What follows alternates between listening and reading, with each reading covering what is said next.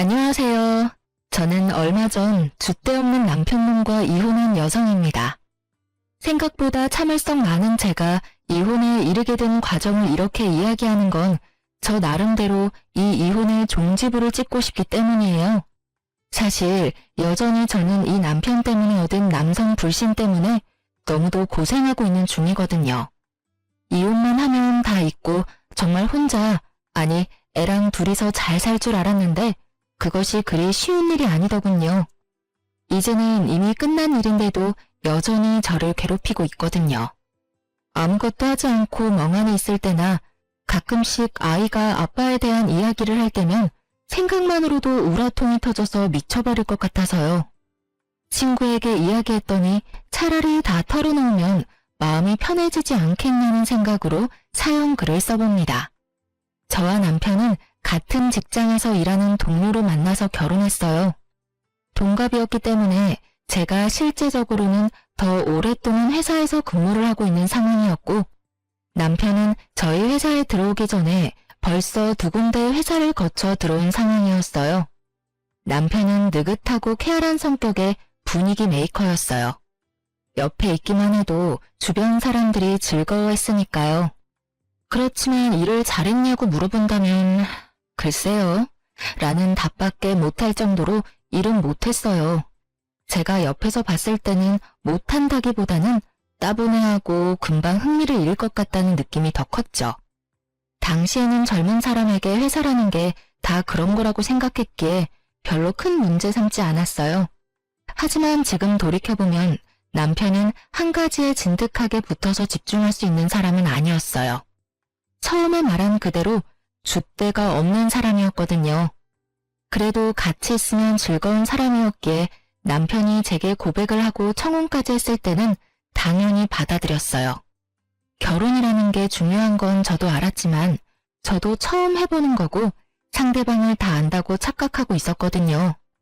내가 그 사람의 모든 모습을 봤다고 또 알고 있다고 말이죠. 그렇게 맹신했던 대가는 결혼 후에 모두 지불하게 됐죠. 이런 상황에 시댁이라도 저와 마음이 맞았다면 제가 힘든 일도 없었을 텐데 시댁도 저와는 영 다른 세계의 사람들이었어요. 시어른들은 남편을 최우선으로 생각하는 사람이었어요.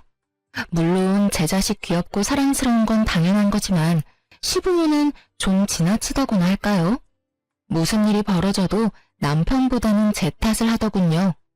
저와 결혼하지 않았을 때는 도대체 누구 탓을 했을까 하는 그런 생각까지 들도록 만드는 분이었어요. 저와 직접적으로 연관된 일이 아님에도 언제나 제 탓을 하고 남편을 두둔하는 분들이었죠. 게다가 무엇보다 맞벌이를 그다지 좋아하지 않으셨고 그 시간에 제가 남편을 내조하고 육아를 해주길 바라는 분들이었어요. 하지만 그럴 수는 없었죠. 두 사람이 벌어도 수도권에서 살면 모자라게 되어 있거든요. 저희 친정이나 시댁은 고만고만한 데다가 저랑 남편 직장도 그리 좋은 곳은 아니라 많이 벌지도 못했으니까요. 현실적으로 안 되는 문제를 언제까지고 꼬투리 잡아 요구하시는 분들을 보며 이대로 결혼 생활이 잘 될까 싶은 생각도 들었었죠. 그리고 그런 고민에 확신을 더해주게 된 사건이 벌어졌어요. 결혼 후 4년 차에 일어난 일이었죠. 그때는 이미 첫째가 태어났고 저는 이제 막 육아휴직에서 복귀한 상황이었어요. 그런데 남편이 갑자기 며칠째 저한테 그런 소리를 하더군요. 당신은 내가 이 직장보다 더 좋은 곳에 갈 수 있을 거라고 생각하지 않아? 그게 무슨 말이야? 왜?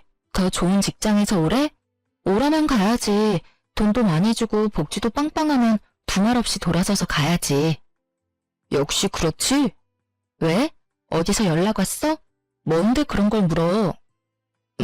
사실은 내가 공무원 공부를 생각 중이거든. 아무래도 안정적이고 길게 갈 수도 있고 복지도 좋잖아. 그래서 그러는데 당신이 좀 도와주지 않을래? 저는 천진난만하다 못해 멍청한 남편의 얼굴을 보며 당황했어요. 갑자기 30대 후반의 무슨 공무원 타령인지. 저는 어이없다는 얼굴로 말했죠. 공부는 무슨 공부야. 공무원 공부 시작할 생각하지 말고 차라리 일이나 계속해. 당신 잊었나 본데 우린 애가 있는 3인 가족이거든? 당신 공부한답시고 돈 안 벌면 내가 번 돈으로 생활해야 하는데 감당이 안 돼. 절대로 안 된다고. 그러니까 절대로 허튼 생각하지 말고 지금이라도 생각 접어. 내가 가만히 생각해봤는데 나는 일반 회사랑 궁합이 안 맞는 것 같단 말이야. 내 성격이랑 맞지도 않고. 누군 성격이 맞아서 이래? 아니, 젊고 결혼 전이라면 당신이 어디서 뭘 하든 상관 안 하는데 당신 지금은 애 아빠고 책임져야 할 가족이 있는 사람이야. 성격만으로 일 때려치우고 나간다는 건 정말 말도 안 되는 이야기라고. 게다가 직장 나오고 다음 계획이 공무원 공부라고? 그거 경쟁률이 몇 대 몇인지는 알고 이러는 거야? 아니면 나 일부러 엿먹으려고 이러는 거야? 결국 큰 소리가 나올 수밖에 없었죠. 그렇지만 남편의 요구는 계속됐어요. 그 주 주말에 시댁에 가서도 똑같은 말을 들어야 했고 저도 똑같은 말을 되돌려줬죠. 철벽 치듯 하는 저를 보더니 시모가 한마디 하더군요. 예, 무슨 이야기인데 이렇게 안 된다고만 하니 무슨 일 있어? 저는 이때다 싶어 시모에게 말했어요. 남편이 하려는 미친 짓거리들을요. 아무리 시모가 제 자식만 애정하는 사람이라도 이 나이에 공무원 공부가 말도 안 되는 일이라는 것쯤은 당연히 알고 있을 거라고 생각했으니까요. 이 사람이 직장 그만두고 공무원이나 한다잖아요. 지금 당장 붙을 수 있는 것도 아닌데 지금 시작하면 언제 합격하고 언제부터 이래요? 게다가 현실성도 없고 지금 시기가 너무 안 좋잖아요. 혼자 버는 데다가 애까지 있는데 가장이 쉬면 남은 가족은 어떡하냐고요. 제 말을 듣던 시모의 얼굴이 이상하게 변하더니 제 예상과는 꽤 다르게 상황이 흘러갔어요. 넌 어떻게 마누라가 돼서는 남편 생각을 그렇게 몰라줘? 남편이 큰 뜻을 품었으면 당연히 지원해줘야 하는 거지. 그걸 혼을 내고 있어? 그리고 너 일하잖아. 매번 일하는 거 자랑으로 생각하면서 내가 그만두고 내조하라고 할 때도 절대 일 그만 안 뒀지 않니? 그러면 네가 벌어서 살림하면 되는 거 아니니? 왜 자꾸 애를 잡아? 시모의 그 말에 한마디 해주고 싶었지만 쪽수로 밀리니 어쩔 수 없더군요. 남편을 믿는 마음은 눈꽃만큼도 없었지만 남편의 공부를 허락하기로 했어요. 그렇지만 다짐을 받았죠. 1년 안에 안 될 것 같으면 포기하라는 것과 남편이 돈을 벌지 않으니 최대한 아껴 쓰라는 것까지요. 그랬더니 남편이 좋아서는 당장 퇴사하고 공무원 시험 교재를 사러 가더군요. 그렇게 남편의 수험 생활이 시작됐어요. 나이가 있으니 외우는 것도 어려운 일이었고 외웠다 하더라도 다른 일 잠깐 하면 까먹기 일쑤였죠. 솔직한 말로 1년 안에 공무원 안 되면 남편을 다시 취직시키고 엄청 갈굴 생각으로 참고 있었어요. 그런데 며칠 뒤에 뜬금없이 시모에게 전화가 왔어요. 저는 당시에 일하고 있는 와중이었고 전화를 아슬아슬하게 받을 수 있었죠. 네, 어머님. 무슨 일로 전화하셨어요? 야, 너는 어떻게 된 애가 남편 밥도 안 주고 나와?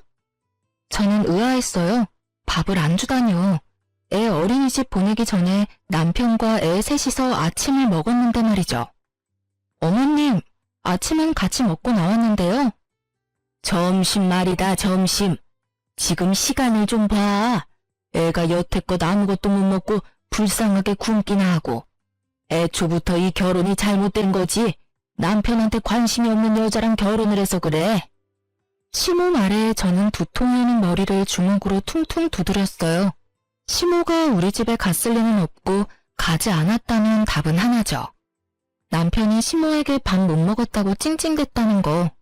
그리고 그 이야기에 시모가 전화와서 이런 어이없는 말을 하는 거고요. 어머님, 죄송하지만 저는 지금 회사에서 일하는 중이에요. 가까우면 모르겠지만 왕복 1시간이고요.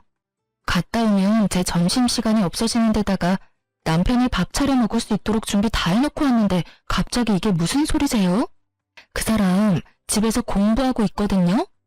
집에 있는 사람이 밥을 해 먹어야지 어떻게 밖에서 일하는 사람이 집까지 가서 밥을 차려주고 나와요. 네가 준비를 해왔으면 왜 우리 아들이 나한테 전화와서 배고프다고 난리를 피우겠어? 그리고 우리 귀한 아들이 왜 혼자서 밥을 차려 먹어? 너는 손이 없니 발이 없니? 네가 나와서 당장 챙겨주고 와. 일한다고 생색내나 본데 일을 해도 남편 내조는 해야 할 거 아니야. 우리 아들 지금 공부하고 다닌다고 너 무시하는 거야? 시모 말 들어보니 남편 놈이 배고프다고 시모에게 전화해서 떽떽거린 모양이었어요. 집안이 어떻게 되어 있는지도 모르고 무작정 저한테 전화해서 저부터 족치는 시모를 보며 팔이 너무 안으로 그것도 아주 기형적으로 굽은 게 틀림없어 보였어요. 공부한답시고 돈도 벌지도 않는 축내기만 하는 남편놈에게 제가 집에까지 가서 밥을 차려줘야 할 이유가 하나도 없었잖아요. 오히려 제가 열받아서 내쫓지만 않으면 다행인 일을 무슨 생각으로 제 탓을 하는 건지 저는 시모에게 따지려다가 참았어요. 시모가 뭘 알겠나. 남편놈이 시모에게 음식을 준 게 더 잘못된 거라고 생각했거든요. 그래서 그날 저녁에 남편과 한판 뜨기로 결정했어요. 열을 받은 채로 집에 들어가는데 정말 났던 화가 폭발할 정도로 집안이 엉망진창이었어요. 혼자서 공부만 하고 있던 남편이었어요. 애는 제가 출근하는 길에 어린이집에 보냈었죠. 그런데 집에 도착했는데도 애가 보이지 않더라고요.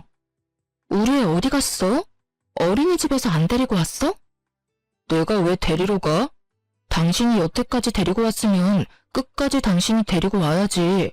왜 나한테 그걸 시켜? 나 안 보여? 지금 공부하느라 바쁘잖아. 남편놈은 공부하는 자리에 앉아 있었지만 거실 테이블과 소파, 탁자 위에는 남편의 흔적이 고스란히 남아 있었어요. 과자 봉투와 음료수병, 커피를 마시고 씻지 않은 컵까지. 제 눈에는 남편이 오늘 하루 놀고 먹은 결과만 보였죠. 게다가 애도 데리고 오지 않다니 화가 머리끝까지 났어요. 당신한테 공부하라고 한 건 맞지만 상식적으로 집에서 공부만 하는 거면 애는 당신이 좀 데리고 와야 하지 않아?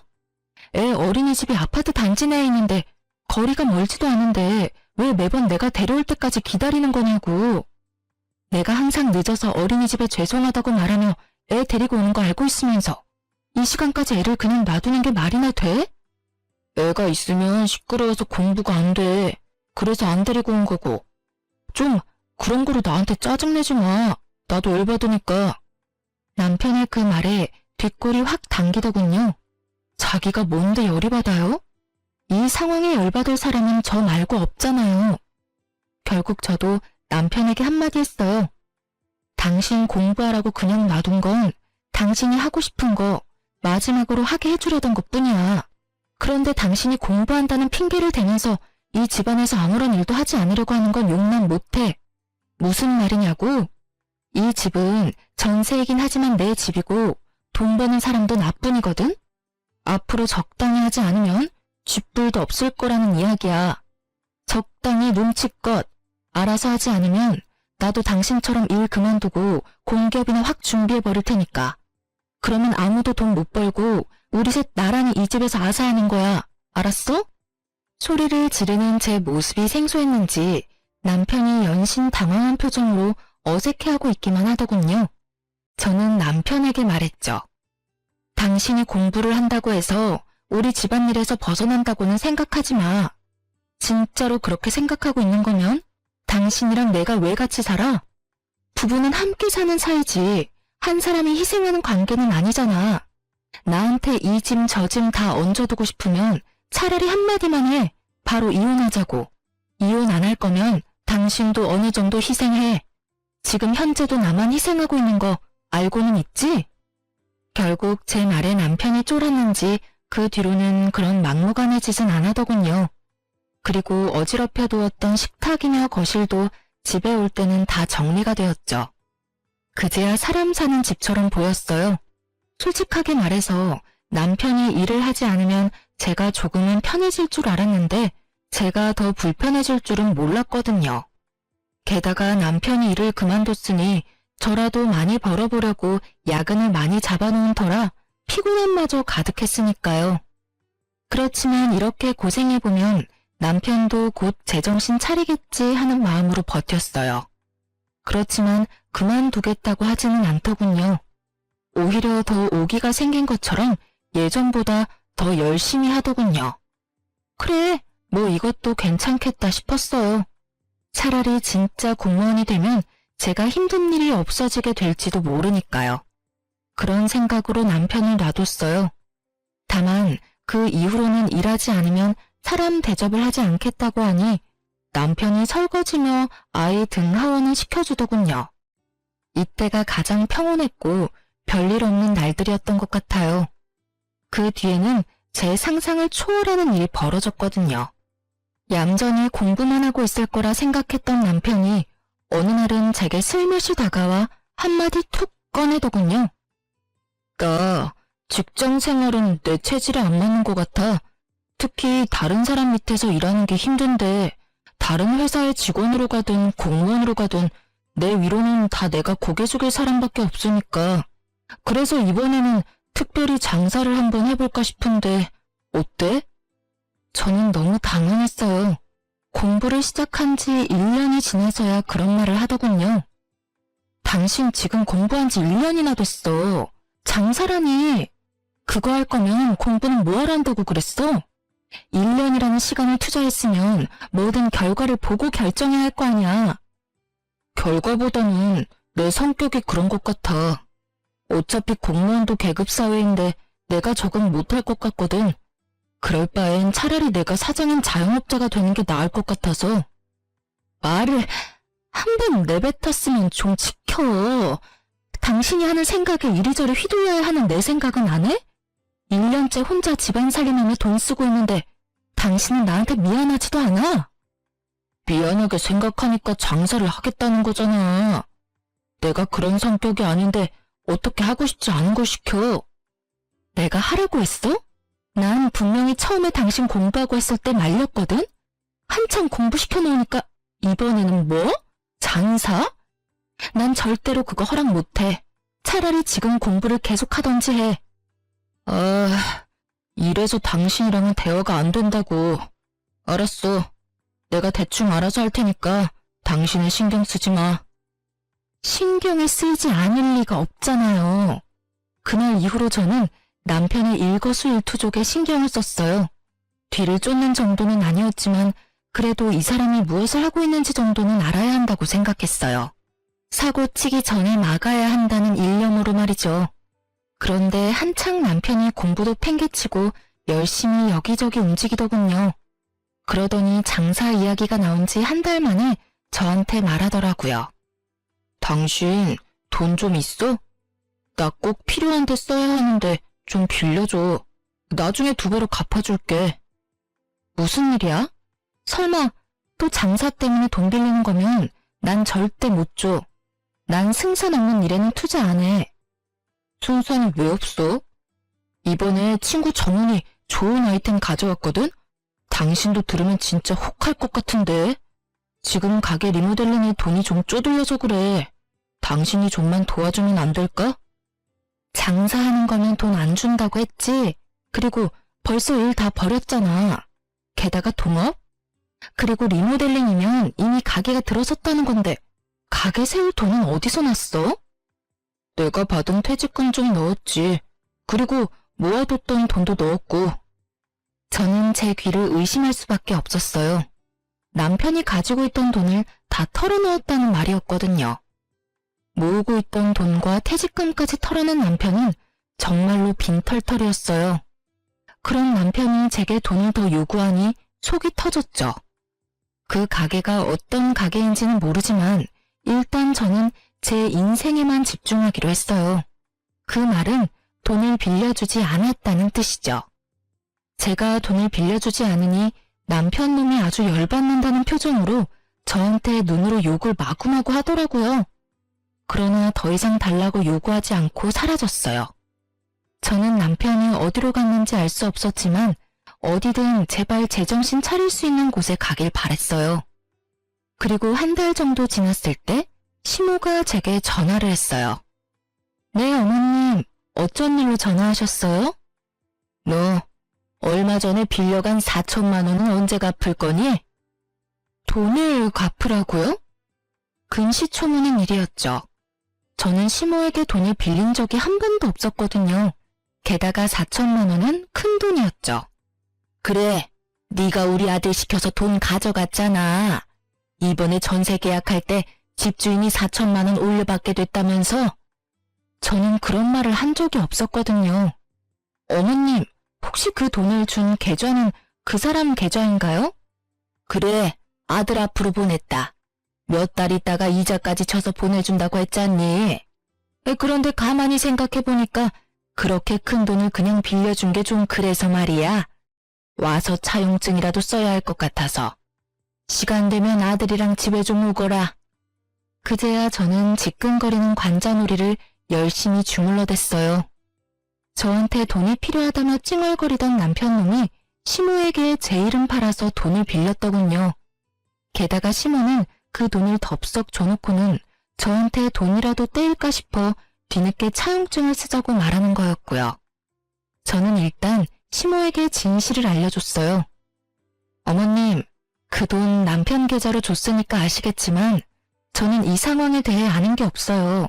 그리고 전세는 아직 재계약 이야기도 안 나왔고 집주인에게 연락도 없었거든요.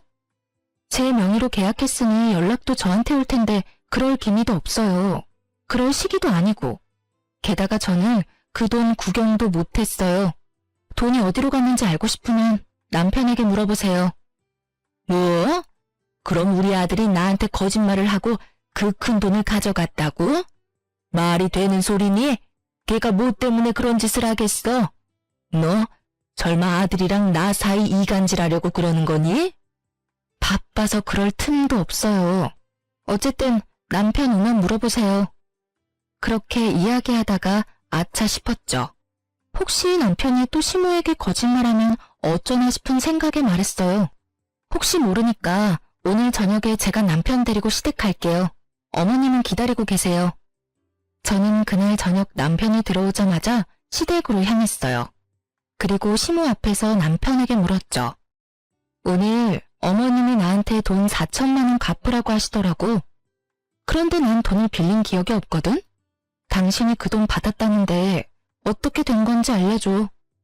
그래, 아들아, 뭔가 잘못된 거지? 네가 나한테 거짓말을 할 리가 없잖아.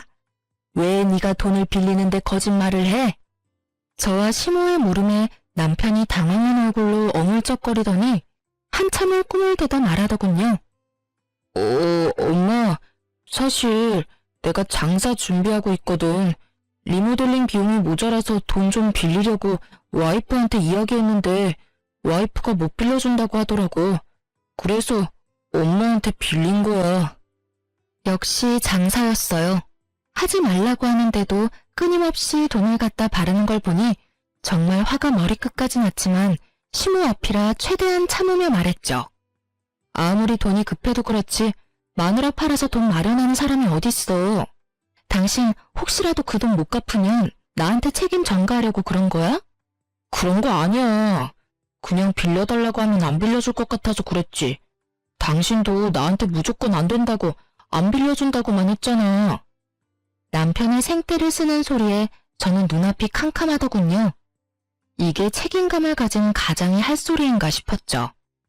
그렇게 원하면 본인이 차를 담보로 잡아서 대출을 받든 자기 이름으로 신용대출을 끌어다 쓰든 방법이야 여럿이었을 텐데 고작 선택한 방법이 시모에게 마누라 이름 팔아 돈을 마련하는 거라니. 그런데 더 웃긴 상황은 이 다음에 벌어졌어요. 다 네 탓이네.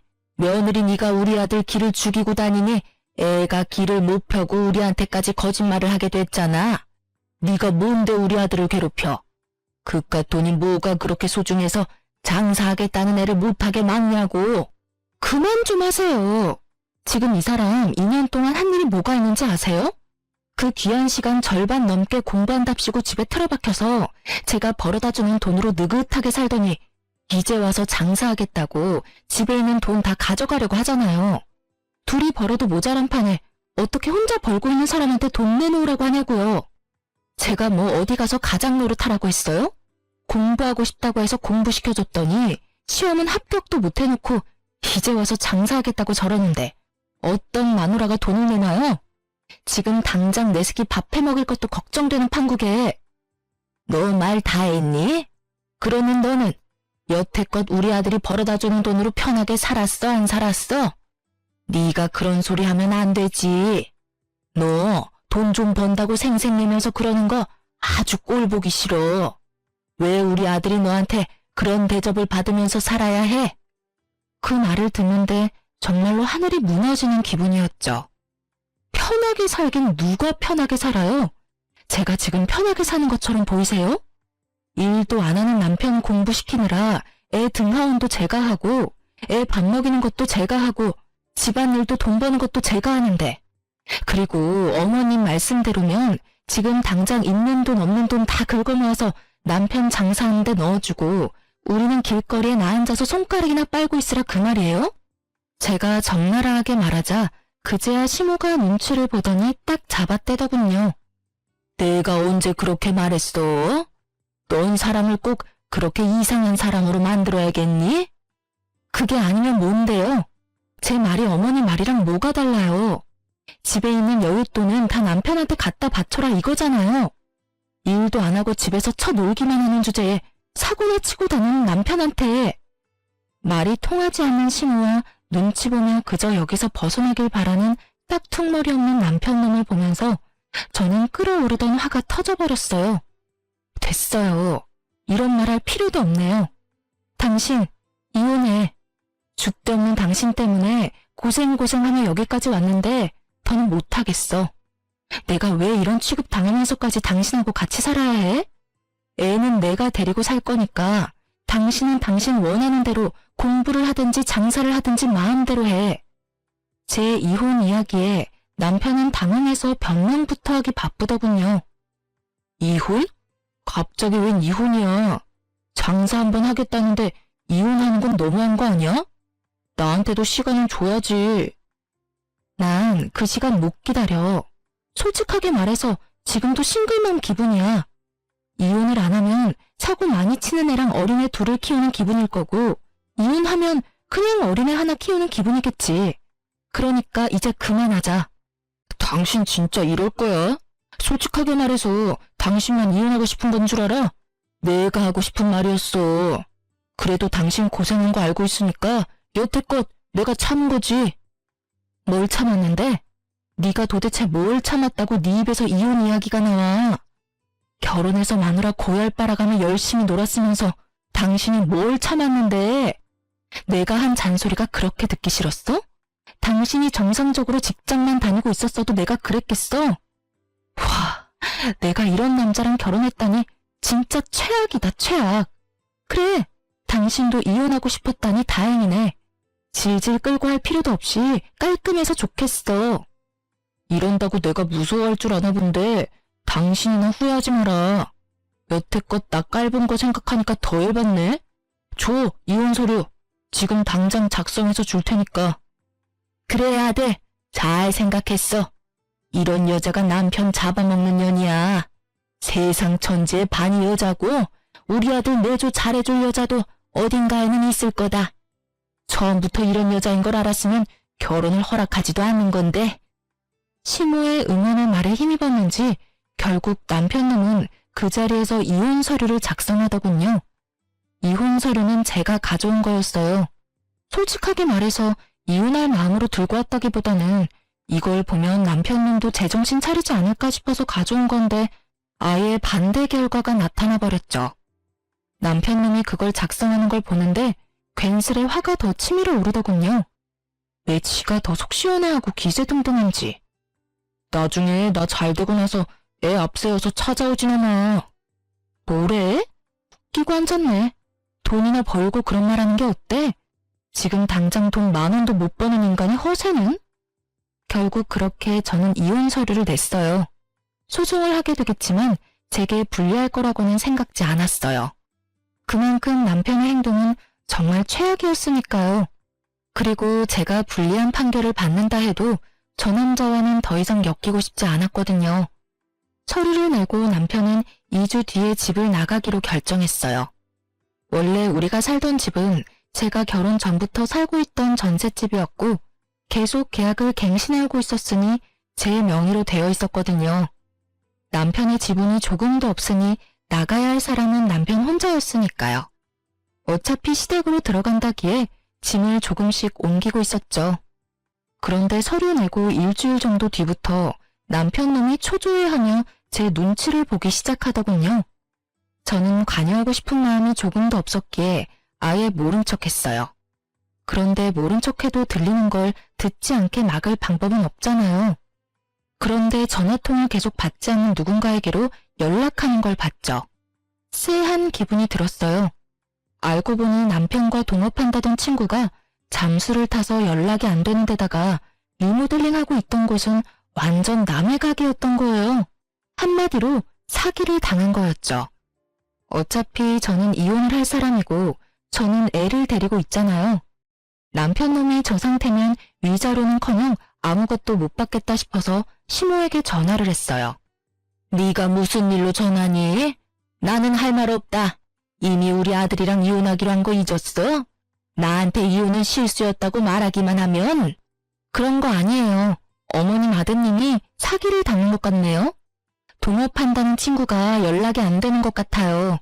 본인 퇴직금이며 모아둔 돈도 다 장사 미천으로 동업자에게 갖다 바친 모양인데 어머님 돈도 거기 들어가 있지 않나 싶어서요. 제 말에 갑자기 수화기 너머로 목소리가 뚝 끊기더군요.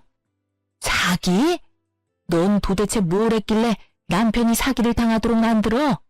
엉망진창으로 해놓고 이혼하면 너 혼자 도망가겠다는 거랑 뭐가 달라?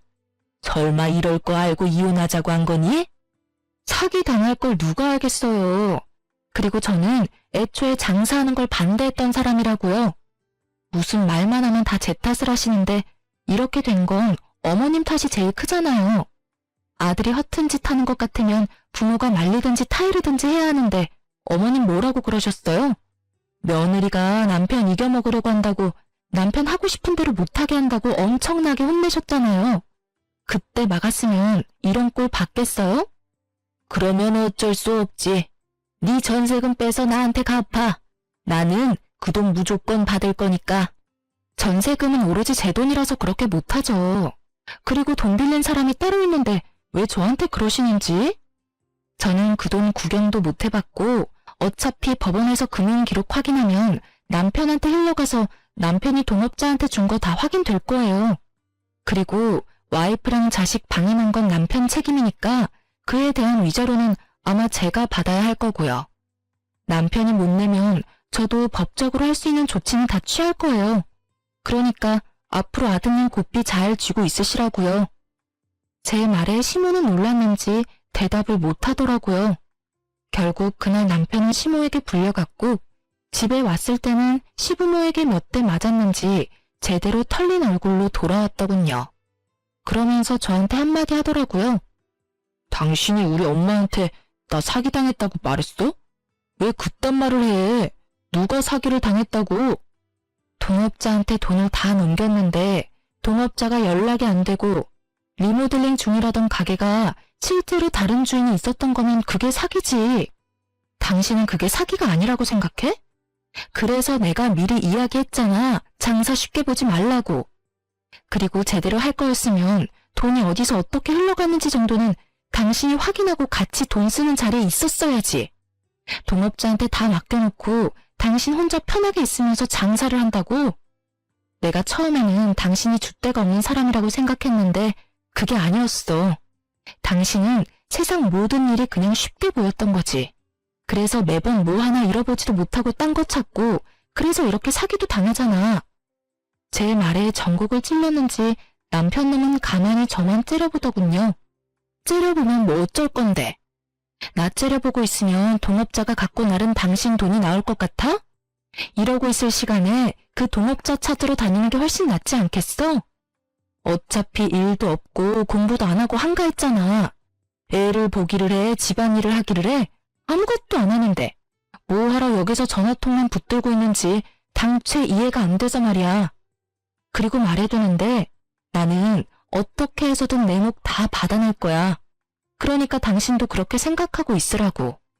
대충 어영부영 넘어가는 건 절대 없을 거니까. 구구절절 다 맞는 소리를 하니 뭐라 말하지도 못하고 여기서 더 싸웠다가는 오히려 이혼에 더 불리해질 것 같으니 남편 놈은 조용히 화를 삭히더군요. 만약 사기당한 화를 저한테 다 쏟아냈으면 저도 참지 않고 완전 맞받아칠 작정이었는데 그렇게 되지 않고 끝났어요. 남편 놈은 그날 저녁에 바로 남은 짐을 다 싸서 시댁으로 갔죠. 그렇게 저와 남편은 이혼이 법적으로 정리될 때까지 사적으로 연락하지 않았어요. 그리고 이혼하고 나서 남편 놈의 근황을 듣고는 이혼 참 잘했다는 생각을 했어요. 전 남편은 시댁에서도 밥만 축내며 지냈다고 하거든요. 의욕도 없고 의지도 없고 이년을 내일이 놀아서 회사 생활에 아예 흥미를 잃은 전 남편이 시부모 눈에도 아주 밉보였나 보더군요. 하긴 결혼시켜서 밖에 내놓았을 때는 가까이 있지를 않으니 귀하고 자랑스러운 내 자식이겠지만 집에서 저렇게 철없는 아들을 보고 있으면 어느 부모가 화가 안 나겠냐고요.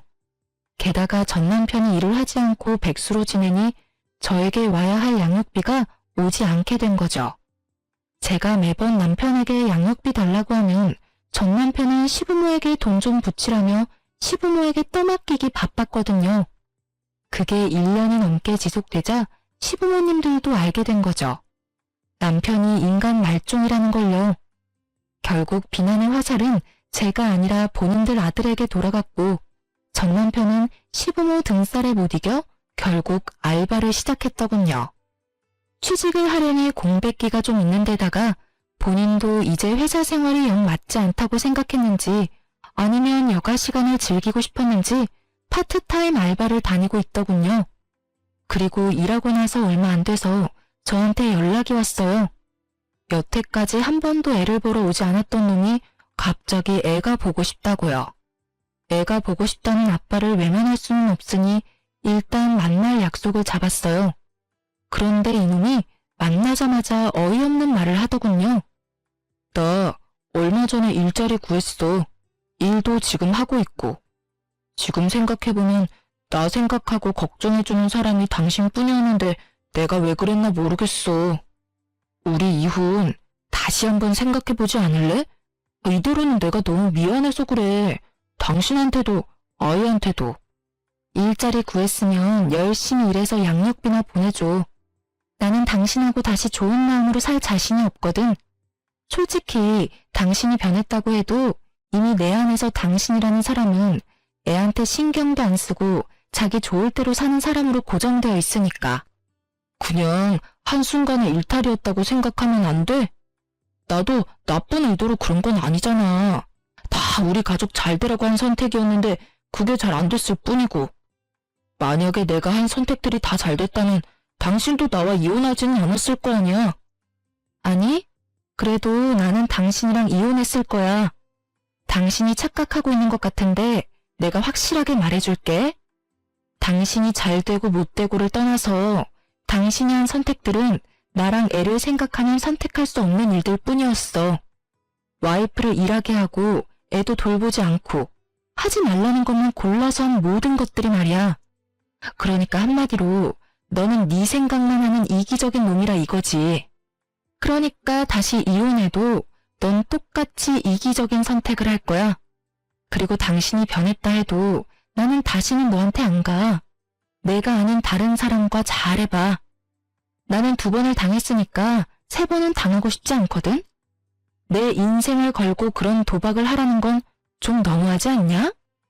제 말에 강한 비난을 읽었는지 남편은 다시 입을 꾹 닫더군요. 제가 넘어올 줄 알았나 봐요. 그렇게 남편은 애를 보는 둥 마는 둥 하고 돌아갔어요. 그리고 그날 저녁에 시모에게서 전화가 왔어요. 이번에는 또 어떤 탓을 하려나 싶어서 전화를 받았죠. 그래, 잘 지내니? 애도 잘 지내지? 오늘 아들이 왔다 갔지 않아? 네, 다녀갔어요. 저는 긴 말하고 싶지 않았어요. 전 남편이 재혼 이야기 꺼낸 것도 하고 싶지 않았고요. 그런데 시모가 그러더군요. 네가 우리한테 서운한 마음인 건 잘 알아. 그렇지만 너희는 가족이잖니? 우리 아들 저렇게 집에서 처량하게 있는 거 보니 딱 하고 안 됐어. 나도 그렇고 아들도 그렇고 다시는 너 하는 말, 너 하는 일에 토달지 않겠다 다짐하마. 그러니까 우리 아들 좀 다시 데려가. 응? 저는 이 대목에서 웃을 뻔했어요. 같이 살아보니 자기 아들이 어떤 인간인지를 알았던 모양인지 빠르게 저한테 보내고 싶어서 안달이 났더라고요. 그런데 제가 받아줄 리가 없잖아요. 이제 와서 입 싹 닫고 다시 데려가라는 건 좀 너무하시지 않나요? 그렇게 자랑스럽고 사랑스러운 아드님이면 어머님이 직접 데리고 있는 게 맞는 거 아닐까요?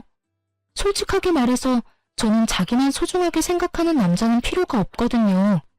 아무리 답답해도 어머님한테는 아들이니까 이해하고 넘어갈 수 있겠지만 저는 생판 남인데다가 그 사람 때문에 피해만 본 사람인데 제가 왜 그 사람을 데려가요? 그 사람이 저와 아이를 가족으로 생각했으면 잘하던 일 때려치우고 공부한답시고 백수돼서 돈을 축내는 일을 했겠어요? 와이프가 하지 말라고 단단히 일렀는데도 장사해보겠다고 있는 돈 다 때려받고 사기 당할 일 만들었겠어요? 사기치려는 놈한테는 못 이긴다는 거 알아요. 그러면 그 동업자라는 사기꾼 말 듣기 전에 마누라 말을 조금이라도 귀담아 들었으면 이런 일이 없었을 거잖아요. 제가 왜 어머님을 위해서, 전 남편을 위해서 다시 재혼이라는 희생을 해야 할지 모르겠네요. 그냥 아드님 옆에 계속 데리고 사세요. 저는 사고만 치고 가정에는 충실하지 않은 이기적이고 줏대없는 남자는 필요 없거든요. 저는 제 할 말만 하고 전화를 딱 끊어버렸어요. 이 얼마나 뻔뻔하고 계산적인 사람들인지. 아무리 봐도 자기가 감당 못할 것 같으니까 저한테 다 넘기려는 수작이잖아요. 게다가 전 남편도 시모보다 더 답이 없는 놈이죠. 이혼할 때 그렇게 기세등등하게 큰 소리 쳤잖아요. 잘 되고 나서 애 앞세워서 찾아오지 말라고요. 그 짓을 지가 지금 하고 있는데 제가 받아줄 거라 생각한 게 웃기지 않나요? 그 이혼 직전의 인연은 제 인생의 암흑기와 마찬가지예요. 그때를 생각하면 진짜 자기 혐오에 빠질 정도거든요.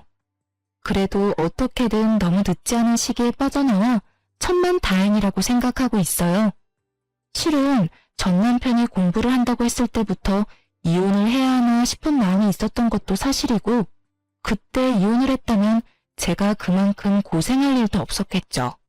하지만 그 당시에는 그 사람을 한번 믿어보고 싶은 마음이 있었던 건지도 몰라요.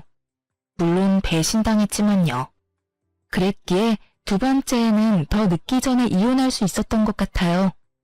이렇게 사연글을 통해서나마 제 이혼을 털어놓고 나니 마음에 마침표가 찍혀진 기분이네요. 저와 이렇게 어울려주신 분들께 감사드립니다. 좋은 일로 다시 글을 써볼 기회가 있었으면 좋겠네요. 들어주셔서 감사합니다.